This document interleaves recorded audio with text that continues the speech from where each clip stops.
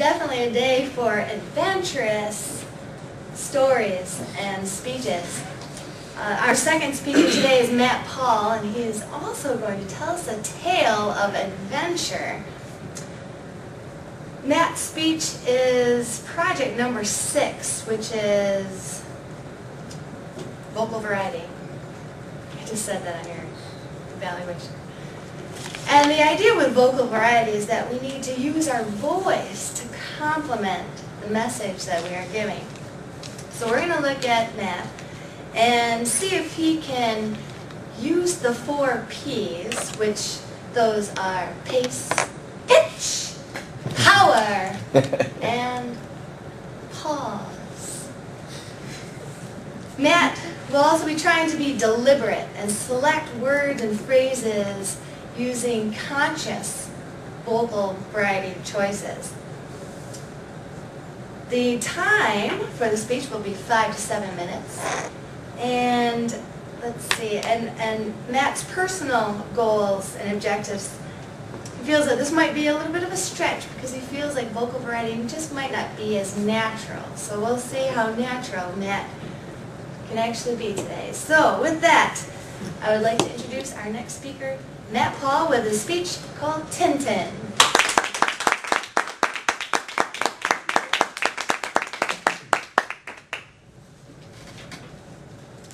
Recently I was reminiscing about an old trip that I took with a friend, a road trip, and this came about because life has been very busy lately, very hectic, and I took a little bit of time to think about really what summer used to be like, since things have changed so much in the last 5 years for me. And I thought about this particular story because this was one of the most fun things that I have done. But before I get into the story, I got to tell you about my friend Zach, who was the friend that I took the road trip with. It was the end of my sophomore year of college, and he called me and asked me if I wanted to take a trip to Connecticut. I said, sure. I'll go with you. What's going on? Well, I knew Zach had wanted to take a road trip for a while. And he wanted to go visit the West Coast. Now, for most people that would want to do something like that, they would look for like a motorhome or an RV or something similar to take a trip, but not Zach. No. He had a little bit different idea. See, his dad was a carpenter, and Zach was naturally hands-on, and he was also artistic, so he liked doing a lot of projects. His dad was kind of a gearhead, always working on trucks and cars, so he had that. In a word, you could say Zach was assiduous. And so he wanted to buy like an old tour bus or an old cube truck similar to what you'd see the UPS drivers driving. And so that's what he did. He bought this cube van. And one problem, though, was the cube van had a blown engine. So, of course, he looked for an engine, and he bought one on eBay in Connecticut. Hence, we're taking a road trip so he can take a road trip. So, first thing, how are we going to get there?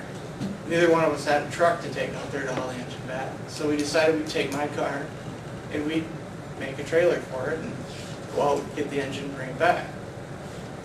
So we came up with some steel to make the trailer, put a hitch on my car, and this trailer was very unique. It's about 4 feet by 4 feet. And what we did is we actually took the engine that was in the truck, pulled it out, and we made motor mounts in the trailer to fit the motor. And then we enclosed it with sheet metal. And so it looked really funny. It wasn't finished or painted or anything, but we had a trailer to use. Hence Tintin. Tintin was our new friend. So we set out on the road, and we decided to go down to Detroit, through Canada, and into New York State. And once we got to Canada, for any of you who think Canadians are laid back, obviously you haven't been to the Canadian border, because as soon as they saw us pull up, they started asking questions. We had this car with this weird-looking trailer behind, and closed for, a few days.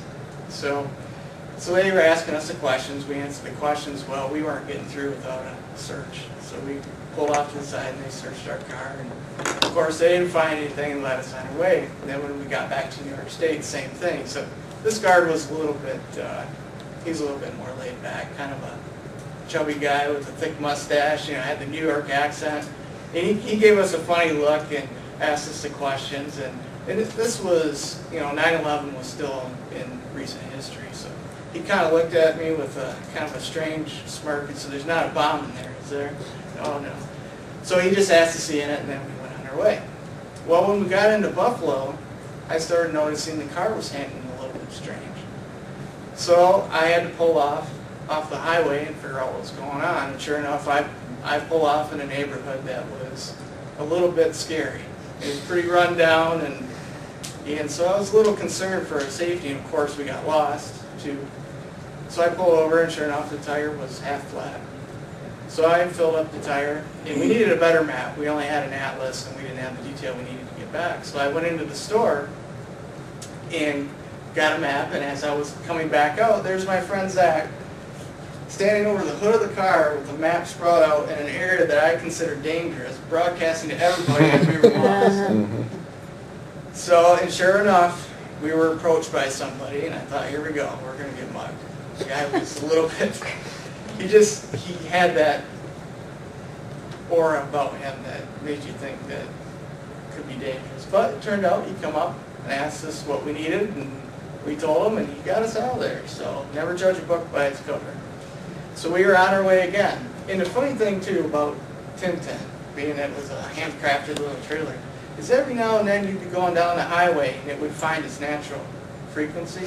And it just starts shaking down the road. And so that was always an entertaining part of the trip. And it would just be random. You'd be just driving, and all of a sudden it just starts shaking the car.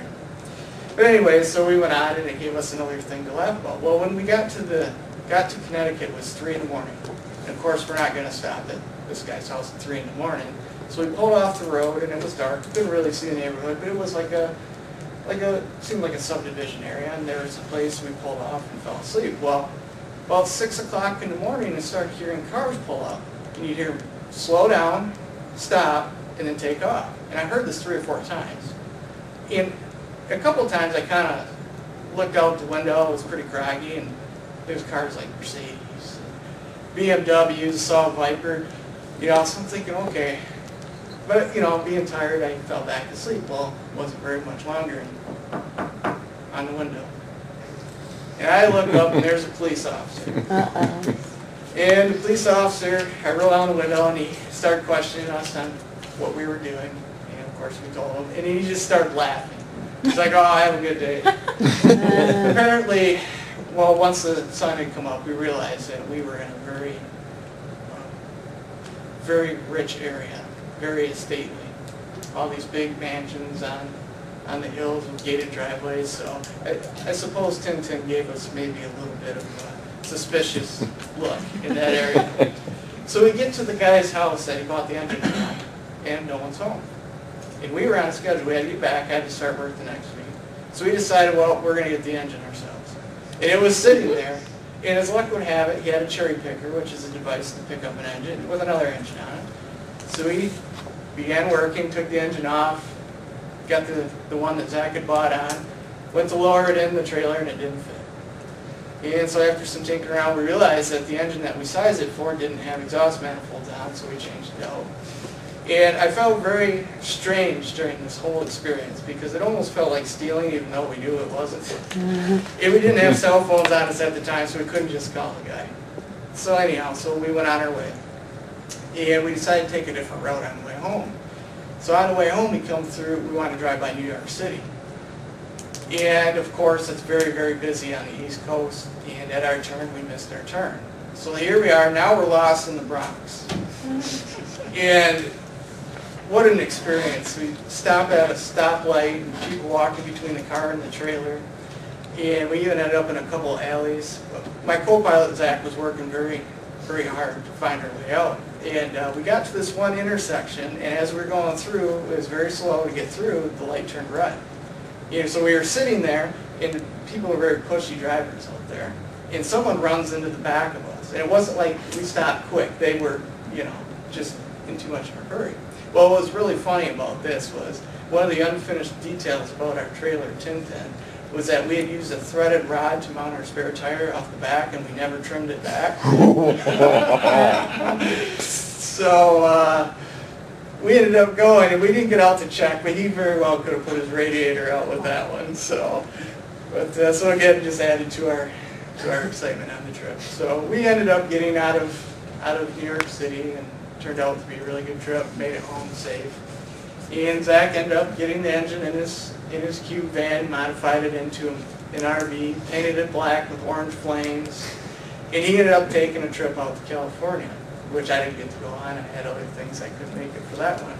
But I guess the moral of the story for me when reminiscing about this and how busy everything has been is that I really need to step back sometime and enjoy those memories, because those still can be made, and I don't want to lose track of, you know, the big picture sometimes. So I will be taking some time yet this summer to take a little time for myself, and we'll see you on the front.